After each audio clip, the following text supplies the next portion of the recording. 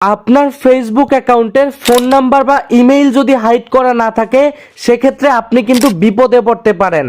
আর hide করার জন্য সর্বপ্রথম ফেসবুকে চলে আসবেন, এরপর হাতের ডান পাশে থ্রি লাইনে ক্লিক করবেন, এখান থেকে সেটিংসের আইকনে ক্লিক করে দিবেন, এখান থেকে অ্যাকাউন্ট সেন্টার অপশনে ক্লিক করবেন, একটু নিচে আসার পরে পেয়ে যাবেন পার্সোনাল ডিটেলস, এখানে ক্লিক করবেন।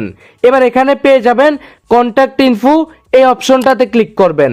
এবার আপনার এখানে ফোন নাম্বার অথবা ইমেইল যেটাই শো করুক না কেন সেইটার উপরে আপনি ক্লিক করে দিবেন যেটা আপনি হাইড করতে চাচ্ছেন।